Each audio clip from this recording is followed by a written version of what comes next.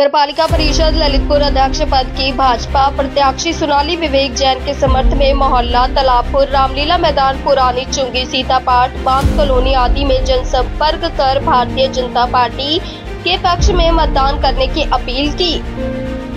इस अवसर पर प्रत्याशी सोनाली विवेक जैन ने सभी मतदाताओं से अभिवादन कर अपने लिए सहयोग एवं आशीर्वाद मांगा। इस दौरान जिला अध्यक्ष हरीश्वर चंद्र रावत, सदर विधायक रामरतन कुशवाहा, MLC डॉक्टर बाबूलाल तिवारी सहित लोग मौजूद रहे।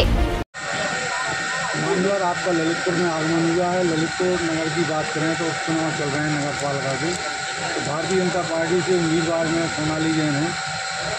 हम ये जानना चाहते हैं कि जनता भाजपा के लिए वोट क्यों दे, क्या कारण है, किस वजह से जनता भाजपा को वोट दे। जनता भाजपा को इसलिए वोट दे कि जब 2012 में जनता ने भाजपा को वोट नहीं दिया था, जिस पार्टी को वोट दिया था उस पार्टी की जब सत्ता आ गई थी तो पूरे उत्तर प्रदेश में और पूरे बुंदेलखंड में, झांसी में, ललितपुर में हाहाकार मचा हुआ था। पार्टी के लोग, सत्ता पार्टी के लोग लोगों की ज़मीन छीन लेते थे, प्लाट छीन लेते थे, लोगों के मकान छीन लेते थे, बहन बेटियों की इज्जत पर हाथ डालने की कोशिश करते थे। ये तमाम प्रकार का अत्याचार और आतंक फैला हुआ था। इसलिए जब से 2017 से माननीय योगी आदित्य जी की सरकार बनी है, भय मुक्त वातावरण है। हमने कहा था ना कि जो है भय मुक्त वातावरण देंगे, भय मुक्त समाज देंगे, भारतीय जनता पार्टी कहती रही हमेशा। तो भय मुक्त वातावरण, भय मुक्त समाज है। आज 6 बजे हो, चाहे 8 बजे हो, चाहे 11 बजे हो, लड़की चाहे जहाँ जा रही हो, पढ़ करके लौट रही हो, किसी सुहृदय की हिम्मत नहीं है तो उसको छेड़ने का काम करें। अब अगर कर भी देता कहीं गलती से तो 3 घंटे के अंदर बाबा जी का बुलडोजर उसके दरवाजे पर खड़ा पाया जाता है। इसलिए महिलाओं की सुरक्षा के लिए, जनता, आम जनता की चैन के लिए, आम जनता की शांति के लिए भारतीय जनता पार्टी को वोट देंगे। भय वो क्या है, वो हमने दी अच्छी सरकार, भय न भूख न भ्रष्टाचार, हमने दी अच्छी सरकार।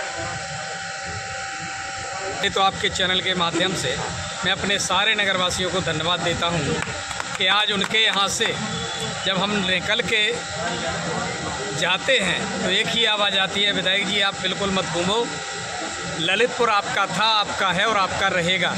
ये हमारा सम्मान बढ़ाता है, संबल देता है, जिससे हम विश्वास के साथ कह सकते हैं कि सोनाली जैन अपनी सास के रिकॉर्ड को तोड़ करके 15 से 20 हज़ार वोटों से जीत के आ रही है।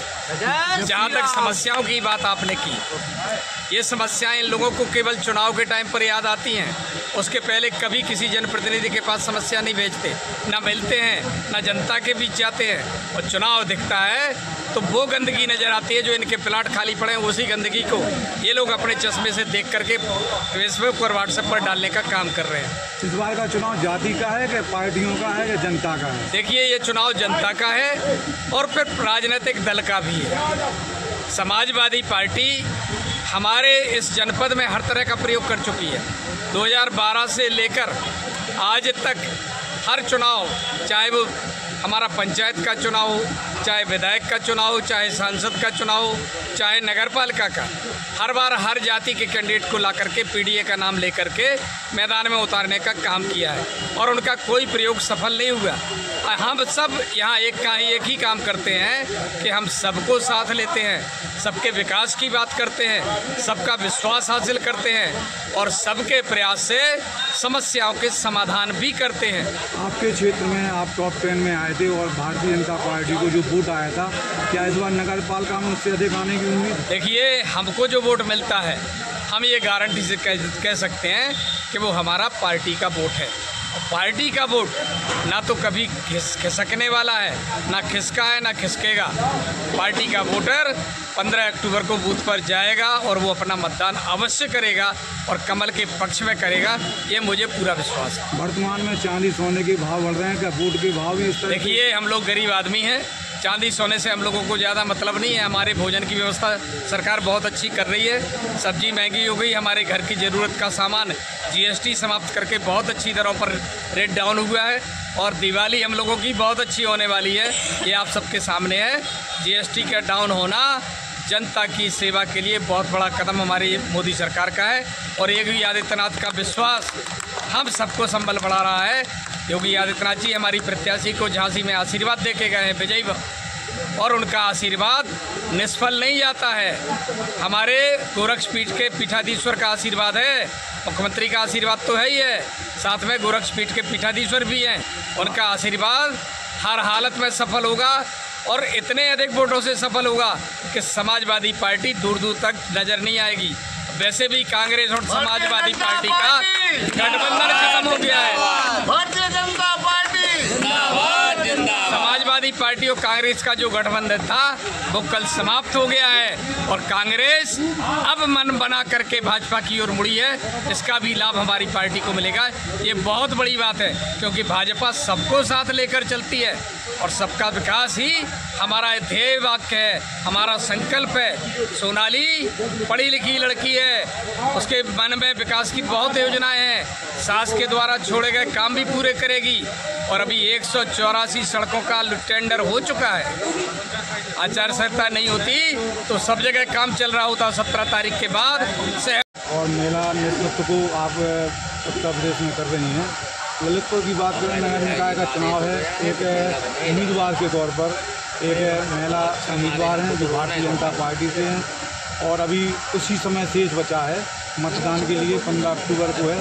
तो ऐसे में आप जनता से और मतदाताओं से, खासतौर से महिलाओं से क्या कहना चाहेंगे? देखिए, हमारी एनडीए की सरकार है और हमारे जो उत्तर प्रदेश के मुखिया हैं श्री योगी आदित्यनाथ जी, उन्होंने जो सपना देखा है प्रदेश की आधी आबादी, उसके हक और अधिकार, जो पिछली पंक्ति में भी हमारी महिला खड़ी है उसके पास भी जो जन कल्याणकारी योजनाएं चलाई जा रही हैं वो उनके हक और अधिकार हमारी मातृशक्ति को मिले और हमारी जहां आधी आबादी खुशहाल होगी तो निश्चित ही हमारे प्रदेश का और देश का विकास होगा, उसे कोई रोक नहीं सकता है। और हमारी जो बहन सोनाली जैन है, ललितपुर शहर के लिए बहुत ही होशियार, एक्टिव और पढ़ी लिखी महिला है और वास्तविक उनके बनने से पूरे ललितपुर का विकास होगा, इसमें कोई दो राय नहीं है।